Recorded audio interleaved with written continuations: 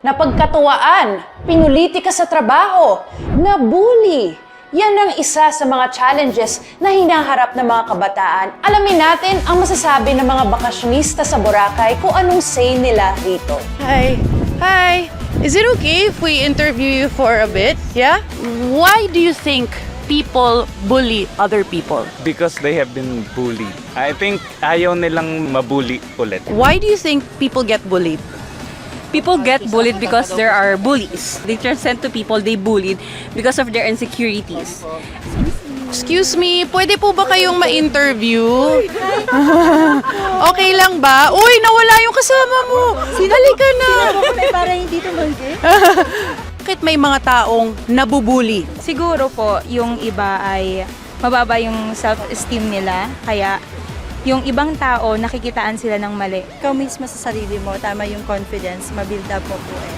I used to be bullied. When you hear their story, they have some insecurities about themselves that they project towards others. I think people bully others because they think it's funny or cool. Naiinggit, yung hindi na abot yung nare-reach mo. It's something goes beyond their childhood experience.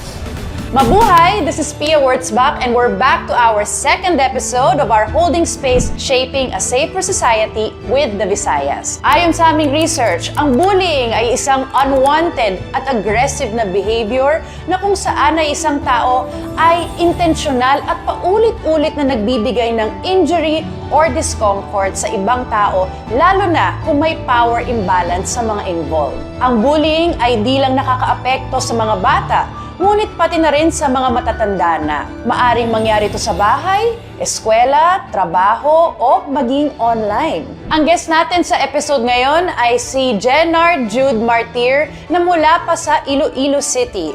Jenard, thank you so much na pumayag kang ma-interview namin. Yes. Pwede mo bang ikwento sa amin kung ano yung mga klaseng pambubuli na naranasan mo? Nung grade school po, naalala ko po na sinuntok po ako ng kaklase ko sa tiyan.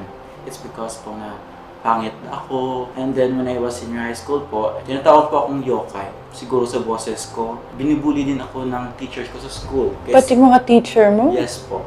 Kasi po, hindi daw kasi ako kaya-aya. Sa work, naranasan mo rin ba siya? Yes po, naranasan ko din po. Tinatawag po akong aso. Ano to? Sa harap mo sinasabi? Yes po, sa harap po. Masakit po siya sa akin. As in masakit. Pero hindi ko na pinapakita sa mga coworkers ko. Bullying happens because they are also victim of bullying. The need for acceptance, the need for affirmation, hinahanap din nila sa iba. Sometimes it also shows displacement of anger feelings or repressed emotions na nade-display sa iba. Ano yun parang dinadaan sa biro? May times po na nakakasar, may times din po talaga direct to the point po talaga. Nagkaroon ba ng time na pumatol ka o naramdaman mo na kailangan kong pagtanggol yung sarili ko? Meron din po. Pinatulang ko talaga po sila. As in. Wala bang nagtatanggol sa'yo pagka nangyayari to? Meron din po mga kaibigan ko po nagtatanggol po sa kanila. Nagpapasalamat ko sa mga kaibigan ko kasi nandyan sila kapag binubuli ako sa labas o even sa school. And yung pamilya mo, alam nila to na napagdaanan mo to? Hindi po. Kasi kapag kinikwento ko po sa family, parang nakikita ko nasasaktan yung mother ko. Paano ka nakakapasok sa advocacy na to? Through FPOP po. Isa po akong persons living with HIV. When I was teenager po, I was experienced sexual abuse. Can abuse be a form of bullying or are they one and the same? Bullying actually is imbalance of power. It is abuse of power. Ah, okay. So like when we talk about bullying, it simply talks about abusing other people.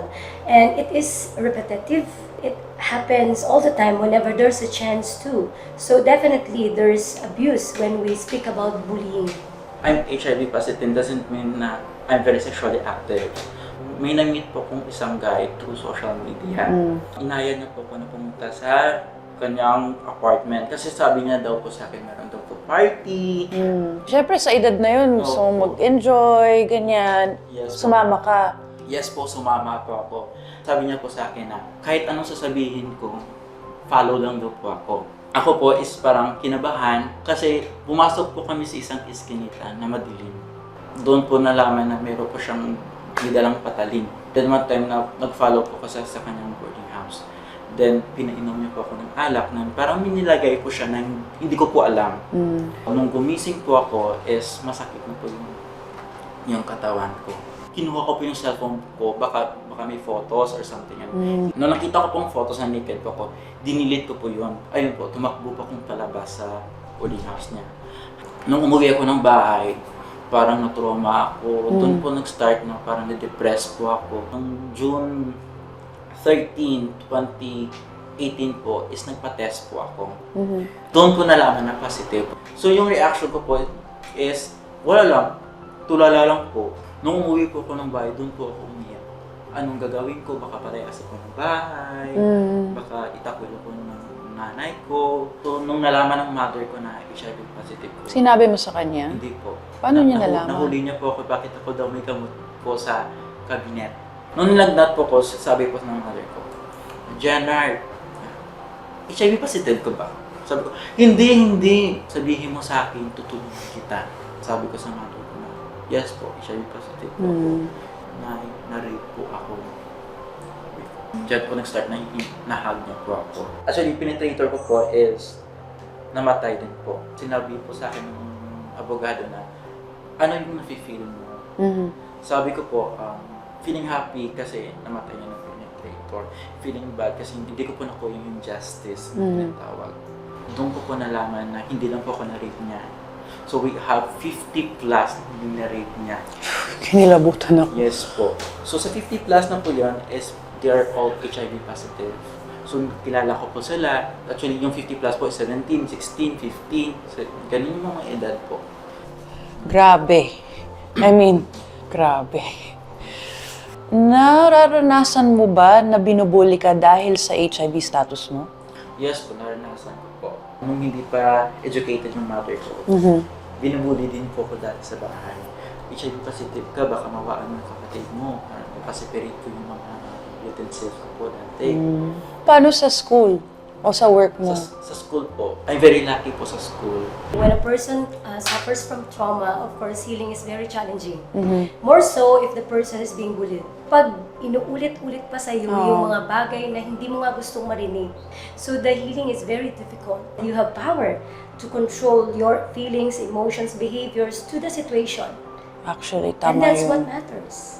Ang dami mong pinagdaanan. Ang daming layer na nagpatong-patong parang, paano mo kinaya? Through circle of my friends po. Para sila po nag-empower sa akin. Kailangan ko po i-motivate yung self ko na mag-continue lang po sa life. Alam mo, ang ganda ng kwento mo kasi ang lakas mo na talagang you took control, tapos inalagaan mo yung sarili mo, in-educate mo yung family mo. Talagang pinili mo na hindi maging katulad niya. HIV is not a death sentence. We need to move on. Ako, HIV positive ako. Buhay pa rin ako. Hindi ako nag-give up. Kung sa ilong padayon, hindi ako. Sana marami ka pang ma-inspire na magpa-test unang-una na huwag magiging denial, na magpa-treat at piliin yung tamang daan.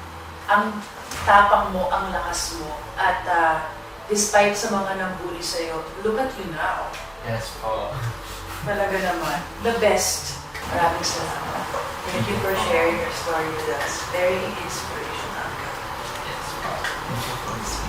Maraming mukha ang bullying. Ang naranasan ni Jenard ay patong-patong na trauma at pambubuli. I admire him so much because Jenard knows that bullying is never a true reflection of who he is and how he can fulfill his life's potential. Bibigyan ko lang din ng diin na ang HIV status ay kailanman di naging hadlang sa estado, kakayahan at success ng isang tao. Hindi rin to susi para mambuli ng mga PLHIV.